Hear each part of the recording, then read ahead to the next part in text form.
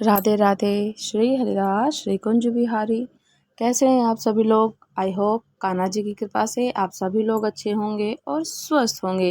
वैशाख मास महात्म्य अध्याय 20 गंगा अवतरण की संक्षिप्त में कथा और हरिद्वार का महात्म्य। महादेव पिताजी कहते हैं, देव ऋषियों में श्रेष्ठ नारद, अब तुम परम पुण्यमय हरिद्वार का महत्व और महात्म्य श्रवण करो। जहाँ भगवती गंगा बहती हैं वहाँ उत्तम तीर्थ बताया गया है। वहाँ देवता, ऋषि और मनुष्य निवास करते हैं। वहाँ साक्षात केशव नित्य विराजमान रहते हैं, माधव विराजमान रहते हैं। राजा भगीरथ उसी मार्ग से भगवती गंगा को लाए थे और उन महात्मा ने गंगा जल का स्पर्श कराकर अपने पूर्वजों का उद्धार किया था। नारद अत्यंत सुंदर गंगा द्वार में जिस प्रकार गंगा जी को ले आए थे वह सब प्रसंग में सुनाता हूँ। पूर्व काल में हरिश्चंद्र नाम के एक राजा हो चुके हैं जो त्रिभुवन में सत्य के पालक विख्यात थे। उनके रोहित नाम का एक पुत्र हुआ जो भगवान विष्णु जी की भक्ति में तत्पर रहता था। रोहित का पुत्र वृक जो बड़ा ही धर्मात्मा और सदाचारी था, उसके सुबाहु नाम का पुत्र हुआ। सुबाहु से गर नाम का पुत्र की उत्पत्ति हुई। एक समय गर को कालयोग से दुखी होना पड़ा। अनेक राजाओं ने चढ़ाई करके उनके देश को अपने अधीन कर लिया। गर कुटुंब को साथ ले भृगुनंदन ओवर्क के आश्रम चले गए। ओवर्क ने कृपा पूर्वक वहाँ उनकी रक्षा करी। वहीं उनके सगर नाम का पुत्र जन्म हुआ। महात्मा भार्गव से रक्षित होकर वह उसी आश्रम में बढ़ने लगा। मुनि ने उसके यज्ञोपवीत सब क्षत्रियों को संस्कार कराए। अस्त्र शस्त्रों के द्वारा वेद विद्या का भी उसको आभास कराया। उसके पश्चात महातपस्वी राजा सगर ने औरव मुनि से अनोज्ञ यात्र प्राप्त किया और समूची पृथ्वी पर भ्रमण करके अपने शत्रु तालजंग, है शक तथा पारदवंशियों को वध कर डाला। इस प्रकार सबको जीतकर उन्होंने धर्म संचय करना आरंभ किया। राजा ने अश्वमेघ यज्ञ का अनुष्ठान करने के लिए अश्व, घोड़ा और वह अश्व पूर्व दिशा और पूर्व दक्षिण समुद्र के तट पर हर लिया गया। वह पृथ्वी के भीतर पहुंच गया। तब राजा ने अपने पुत्र को लगाकर सब ओर से उस स्थान को खुदवाया।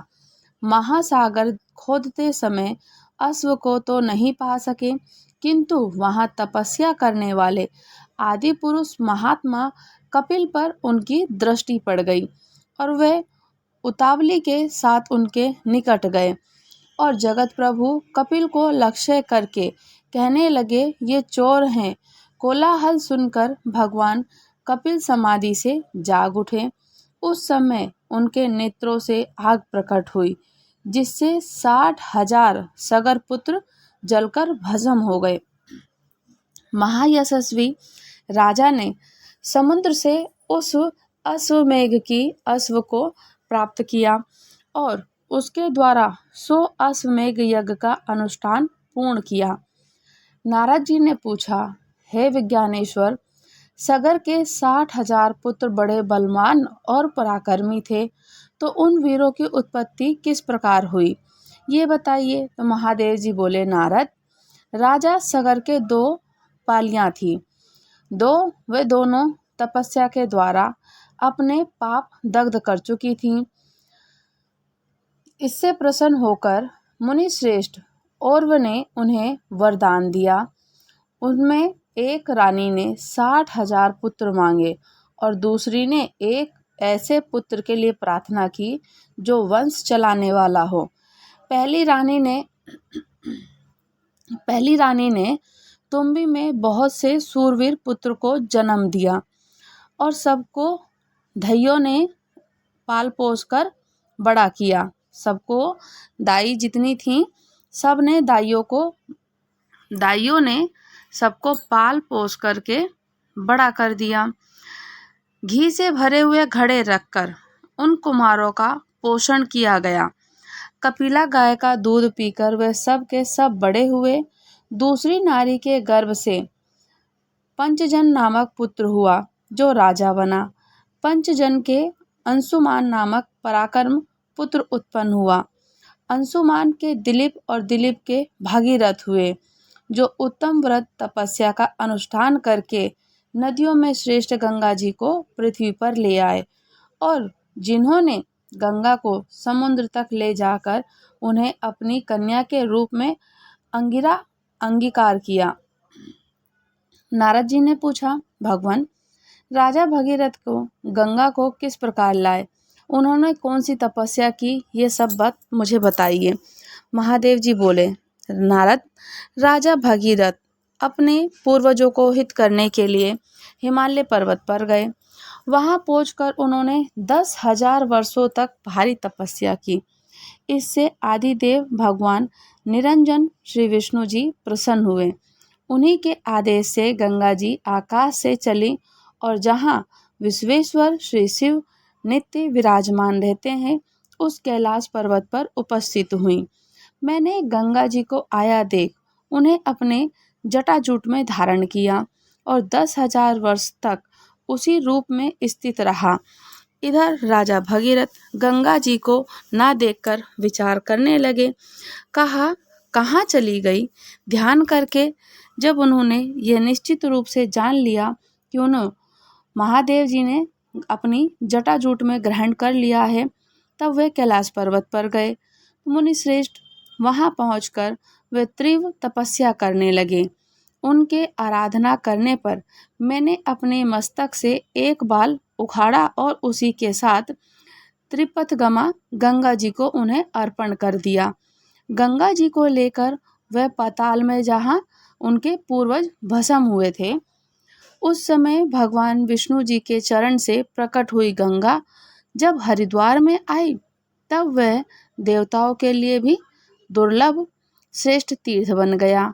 जो मनुष्य उस तीर्थ में स्नान और विशेष रूप से श्री हरि जी का दर्शन करके उनकी परिक्रमा करते हैं, वे दुख के भागी होते हैं और ब्रह्म हत्या आदि पापों के अनेक राशियों को क्यों ना हो, वह सब सर्वदा श्री हरि जी के दर्शन मात्र से नष्ट हो जाती है। एक समय में भी हरिद्वार में श्री हरि जी के स्थान पर गया था। उस समय उस तीर्थ के प्रभाव से मैं विष्णु जी के रूप में हो गया और सभी मनुष्य वहां श्री हरि जी का दर्शन करने मात्र से वैकुंठ लोक को प्राप्त हुए। परम सुंदर हरिद्वार तीर्थ मेरी दृष्टि में सबसे अधिक महत्वशाली और वह समस्त तीर्थों में श्रेष्ठ और धर्म अर्थ काम मोक्ष रूप चारों पुरुषार्थ प्रदान करने वाला है। तो आपको हमेशा हरिद्वार जी कभी जाएं तो स्नान जरूर करें। गंगा की महिमा। श्री विष्णु, यमुना, गंगा, प्रयाग, काशी, गया और गदाधर की स्तुति। महादेव पिताजी कहते हैं, हे मुनि श्रेष्ठ, अब मैं श्री गंगा जी के महात्म्य का यथावर्तत वर्णन करूंगा, जिसके श्रवण मात्र से तत्काल पापों का नाश हो जाता है। जो मनुष्य सैकड़ों योजन दूर से भी गंगा गंगा का उच्चारण करता है, वह सब पापों से मुक्त होता है और अंत में विष्णु लोक हो जाता है। नारद, श्री हरि जी के चरण कमलों से प्रकट हुई गंगा नाम से विख्यात नदी पाप की स्थूल राशियों का भी नाश करने वाली है। नर्मदा, सरयू, वेत्रवती, ताप्ती, मंदाकिनी, चंद्रा, विपाशा, कर्मनाशिनी, पुष्पा, पूर्णा, दीपा, विदीपा, सूर्यतना, यमुना, इसमें स्नान करने से जो पुण्य होता है वह सब पुण्य गंगा के समान और गंगा के स्नान से मनुष्य को प्राप्त कर लेते हैं। जो मनीषी पुरुष समुद्र सहित पृथ्वी का दान करता है, उनको मिलने वाला फल भी गंगा के स्नान से प्राप्त हो जाता है। सहस्त्र गोदान, 100 अश्वमेघ यज्ञ, सहस्त्र वृषभ दान से जिस अक्षय फल की प्राप्ति होती है वह गंगा जी के दर्शन से क्षण भर में प्राप्त हो जाता है। वह गंगा नदी महान पुण्यदायिनी है, विशेष ब्रह्म हत्यारों के लिए परम पावन है। वे नरक में पड़ने वाले हों तो भी गंगा जी उनके पाप हर लेती हैं। तात जैसे सूर्योदय होने पर अंधकार दूर हो जाता है, तो उसी प्रकार गंगा के प्रभाव से पातक नष्ट हो जाते हैं और ये माता गंगा संसार में सदा पवित्र मानी गई हैं। इनका स्वरूप परम कल्याणमय है। माता जाह्नवी का स्वरूप दिव्य है। जैसे देवताओं में श्री विष्णु जी श्रेष्ठ हैं, इसी प्रकार नदियों में गंगा उत्तम है। जहाँ गंगा, यमुना, सरस्वती तीनों तीर्थों में स्नान कर आचमन करके मनुष्य मोक्ष का भागी होता है और इसमें तनिक भी संदेह नहीं है। यमुना, गंगा आदि नदियों का किस प्रकार स्तवन करना चाहिए ये बताता हूँ। प्रभु, मैं शुद्ध भाव से आपके संबंध में जो कुछ भी चर्चा करता हूँ वही आपके लिए स्तुति हो जाती है। जो कुछ भोजन करता हूँ वह आपके लिए नैवेद्य का काम दे। जो चलता फिरता हूँ वही आपकी सेवा टहल समझी जाए। जो थक कर सो जाता हूँ वही आपके लिए साष्टांग प्रणाम हो। तथा स्वामिन, मैं जो कुछ करता हूँ उससे आप जगदीश्वर श्री विष्णु जी प्रसन्न हो जाइए। दृष्टि ने विद्योन्पत, सृष्टि ने धृत, ये सब कहकर आप ठाकुर जी की इसी प्रकार से वंदना कर रहे हैं। सूर्यपुत्री महानदी यमुना जी मनुष्य इस जगत में प्राप्त होने वाली दरिद्रता, रोग, मृत्यु आदि दुखों से पीड़ित होकर तभी तक संसार में भटकते रहते हैं जब तक वे नीलमणि जी के सदर्श आपके नीले जल का दर्शन नहीं करते अथवा उससे अपने मस्तक पर नहीं चढ़ाते, जिनकी स्मृति पाप राशि का तत्काल नाश कर देती है, जो लाख योजन दूर से भी पापों के समूह को परास्त करती है, जिनका नाम उच्चारण किए जाने पर संपूर्ण जगत को पवित्र कर देता है, वह गंगा जी आज सौभाग्यवश मेरे दृष्टिपथ में आएंगी। मनुष्य दर्शन के लिए उत्कंठित और प्रसन्नचित होकर जिसके पथक का अनुसरण करता है, जिसके समस्त शास्त्र विहित कर्म उत्तम का पूर्वक संपन्न होते हैं, उन गंगा जी को आदि सृष्टि के रचयिता ब्रह्मा जी ने पहले स्वर्ग का रूप में उत्पन्न किया। उनके तट पर किया हुआ स्नान, संध्या, तर्पण और देव पूजा, श्राद्ध, ब्राह्मण भोजन सब कुछ परिपूर्ण और भगवान को प्रसन्नता पूर्वक प्रदान करने वाला होता है और इसमें कोई आश्चर्य की बात नहीं है बिल्कुल भी। परम नंद प्रदान करने वाली गंगा जी, आप जल रूप में अवतरित साक्षात परब्रह्म हैं। आपको नमस्कार है। आप मेरा दिया हुआ अर्घ्य ग्रहण कीजिए और आप मेरे पाप हर लीजिए। श्रीमती भागीरथी देवी, जो जल स्वरूप में परिणत साक्षात धर्म की राशि है, भगवान विष्णु जी के चरण वंदनों से प्रकट हुई सुधा का सार है, दुख रूपी समुद्र से पार होने वाले के लिए जहाज है और स्वर्ग लोक में जाने के लिए सीढ़ी है, जिसे देवता दानव भी प्रणाम करते हैं, जो समस्त पापों का संहार करने वाला उत्तम गुण समूह से युक्त और शोभा संपन्न है। ऐसे जल को आप धारण करती हैं। मैं प्रसन्नचित होकर आपको नमस्कार करता हूँ। स्वर्गलोक की नदी भगवती गंगे, आप पाप के समुद्र में डूबी हुई जनता को तारने वाली हैं। अपनी उठती हुई शोभायुक्त लहरों की निर्मल कांति से पाप रूपी अंधकार राशि का नाश करती हैं। जगत को पवित्र करने वाली मैं पाप के भय से ग्रस्त आपका कृपा भाजन हूँ और शरणदायिनी माता, आपकी शरण में आया हूँ। आज मुझे भयभीत का रक्षा कीजिए। ओ मेरे मित्र, तुम नरक के भय से त्रस्त होकर पाप क्यों कर रहे हो? क्या तुम्हें ये सोचकर भय हो रहा है कि तुम पापी मनुष्य नरक में ऋतु का कथन है? सखे, इसके लिए भय ना करो। मेरी क्या गति होगी ये बताता हूँ। सुनो, यदि पाप के पहाड़ से भी टक्कर लेने वाली भगवती गंगा प्राप्त हो तो नहीं तो तुम्हें नरक की प्राप्ति कैसे हो सकती है, और दूसरी कोई दुर्गति भी क्यों ना होगी? क्या मेरे पास धर्म रूपी धन है? जिस गंगा जी के जल में किया हुआ स्नान स्वर्ग लोक के निवास प्रशंसा के आनंद को अनुभूति का कारण बताया गया है, और वहाँ किसी को स्नान करते देख स्वर्ग लोक की देवियाँ एक नूतन देवता इंद्र के मिलने की संभावना से बहुत प्रसन्न हैं। जलुनपुत्री गंगे, जो लोग यम नियमों का पालन करते हैं, आपके जल में स्नान करते हैं, वह पहले के पापी होने पर भी निश्चय ही देवत्व प्राप्त कर लेते हैं, और इस विषय में वेद प्रमाण है। सदा इसी प्रकार तुम्हारी सद्बुद्धि बनी रहे और तुम्हारा कल्याण हो। चरणों में तुम इसी प्रकार योग पद स्थान स्थित रहो। नेत्रों में तुम दोनों की उत्तम दृष्टि से संपन्न रहो। वाणी, तुम प्राणों के प्रिय हो, और प्रकट हुए उत्तम गुणों से युक्त शरीर तुम्हारी प्राण शक्ति का पोषण हो, क्योंकि तुम सब लोगों के साथ आज अतुलित सुख प्रदान करने वाली तीर्थ जनित पुण्य को प्राप्त करूंगा। गंगा, यमुना, सरस्वती, इन तीनों नदियों को आभूषण के रूप में धारण करने वाले तीर्थराज प्रयाग सर्वेश्वर, मुझ पर अनुग्रह करो, मुझे ऊंचे उठाओ।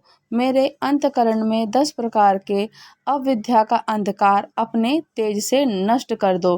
ब्रह्मा, विष्णु, महेश, इंद्र और देवताएं बुद्धिमान और विद्वानों के श्रेष्ठ महर्षि, जिसके श्वेत कृष्ण जल से सुशोभित तट का सेवन करते हैं, उस तीर्थराज प्रयाग की जय हो, जहाँ आई हुई गंगा कालिंदी नदी यमुना का संगम पाकर मनुष्य के आध्यात्मिक और आधिदैविक आधिभौतिक तीनों ताप का नाश करती है। उस तीर्थराज प्रयाग की जय हो, जहाँ श्यामवट उज्ज्वल गुण धारण करता है। उस दर्शन करने पर अपनी श्यामल छाया से मनुष्य के जन्म मरण श्रम का नाश कर डालता है। उस तीर्थराज प्रयाग की जय हो। आदि ब्रह्मा देवता अपना काम छोड़कर जिस पुण्यमय सौभाग्य से युक्त तीर्थ का सेवन करते हैं, जहाँ दंडकारी यमराज भी अपना दंड त्याग देते हैं, उस तीर्थराज प्रयाग की जय हो। देवता, मनुष्य, ब्राह्मण, देव, ऋषि प्रतिदिन जिसके सेवन से स्वर्ग और सर्वोत्तम भूमंडल का राज्य करते हैं, उस तीर्थराज प्रयाग की जय हो। प्रयाग अपने नाम के प्रताप से समस्त पाप का नाश कर डालता है। यह प्रसिद्ध वार्ता संपूर्ण दिशाओं में फैली हुई है, जिसके सुयश से सारी त्रिलोक की तीर्थराज प्रयाग की जय हो, जहाँ दोनों किनारे श्याम और श्वेत और 2 श्रेष्ठ सरिताएं यमुना और गंगा चेवर की मनोहर कांति धारण कर रही हैं। आदि वट, अक्षय वट छत्र के समान सुशोभित होता है। तीर्थराज प्रयाग की जय हो। सरस्वती, यमुना, गंगा, ये 3 नदियाँ जहाँ डुबकी लगाने वाले मनुष्य को जो त्रिवेणी संगम के संपर्क में अक्षत यागफल को प्राप्त कर चुके हों, ब्रह्मलोक में पहुँचा देती है। तीर्थराज प्रयाग की जय हो। मैं प्रयाग में जाऊंगा इस सुंदर बातों में ही कितने ही लोगों के करोड़ों जन्म बीत जाते हैं, और कुछ लोग घर से चल तो देते हैं, पर मार्ग में ही फंस जाने के कारण उनके अनेक वर्ष समाप्त हो जाते हैं। लाखों बार भाग्य की सहायता होने पर भी जो कभी प्राप्त होता है, जो कभी प्राप्त नहीं होता, वे त्रिवेणी संगम विशिष्ट उत्तम यज्ञ भूमि प्रयाग वाणी से परे है। क्या मेरा ऐसा भाग्य है कि मैं नेत्रों के द्वारा अतिथि हो सकूं, और कलयुग में मनुष्य स्वर्ग की इच्छा रखते हुए भी यज्ञ करने में असमर्थ होने के कारण जब स्तुति, स्तोत्र, पाठ आदि के द्वारा किस प्रकार अमर पद की प्राप्ति हो और चिंता से आतुर होंगे, उनको अंग सहित अग्निशोष्ट और अश्वमेध यज्ञ का फल कैसे मिले, इसकी भली भांति आलोचना करके ब्रह्मा देवताओं ने तीर्थराज प्रयाग को ही सब प्रकार से अवशिष्ट फलों का दाता बताया है। कोई पुण्य पर्व आने पर जो गया, प्रयाग, यमुना, काशी दुर्लभ तीर्थों का आने का सौभाग्य प्राप्त होता है, उसमें महान फलदायक भगवती शारदा का अनुग्रह ही एकमात्र कारण है, उसकी विजय है। मैं इससे अपना पुरुषार्थ नहीं मानता। पूर्वजनों ने जो यहाँ आकर पुण्योपार्जन किया है, उसका बल भी इसमें सहायक नहीं है। स्वर्ग जाने की अविचल शक्ति इसमें कारण नहीं है। तीर्थ में आने पर शाप और ताप आदि क्या कर सकते हैं। जो श्राद्ध काल में दूर से स्मरण करने पर भी पितरों को मोक्ष प्रदान करते हैं। गया में स्थित साक्षात भगवान श्री गदाधर को मैं प्रणाम करता हूँ।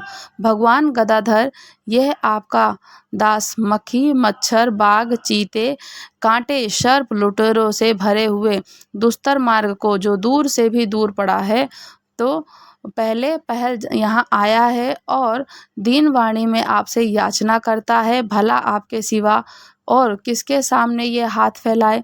भगवान, ये सेवक प्रतिदिन आपके शोभा संपन्न द्वार पर आकर दर्शन के लिए उत्कंठित रहता है और आप अपने दर्शन से गया के किए जाने वाले श्राद्ध से देवताओं सहित संपूर्ण विश्व को तृप्त करते हैं। मेरे सामने क्यों निश्चित और होकर उदासीन भाव धारण कर रहे हो। भक्तों को सर्वस्व देने वाले दयामय, क्या इस समय आपने निर्दयता धारण कर ली या कलयुग का प्रभाव है और देर लगाकर आप मनुष्य के सत्य, शुद्ध भाव और धैर्य की परीक्षा ले रहे हैं। तो इस दास की भगवत सेवा में कितनी रुचि है, इसका निरीक्षण कर रहे हैं। गदाधर, आपकी कृपा से मैंने यहाँ श्राद्ध का अनुष्ठान किया है, तो इसे स्वीकार कीजिए और अब मुझे घर जाने की आज्ञा दीजिए। तो इस प्रकार ये देवताओं का स्रोत, स्वर्ग और अवशिष्ट वस्तु प्रदान करने वाला, जो मनुष्य श्राद्ध काल में प्रतिदिन स्नान करके अपने समय पर इसका पाठ करता है, उसे सब तीर्थों का स्नान समान पुण्य होता है। इसको श्रवण करने से, पाठ करने से, सुनाने से, पढ़ने से, जप करने से उत्तम फल की सिद्धि होती है। ब्राह्मण प्रयाग, गंगा, यमुना की स्तुति का श्रवण करने से ही कर्मजन्य दोष नष्ट हो जाता है। जो वैशाख मास का स्नान नित्य प्रतिदिन करता है, वैशाख में रहकर दूर भी अगर हो तो गंगा का उच्चारण करे, तो वो भी वैशाख मास का गंगा के तीर्थों का स्नान का फल पा लेता है। वैशाख मास महात्म्य अध्याय 20 समाप्त हुआ। राधे राधे। श्री हरिदास, श्री कुंज बिहारी। अगर आप लोग हमारे चैनल पर नए हैं तो चैनल को लाइक, शेयर और सब्सक्राइब करना बिल्कुल ना भूलें। अच्छे प्यारे से पॉजिटिव कमेंट्स कीजिए।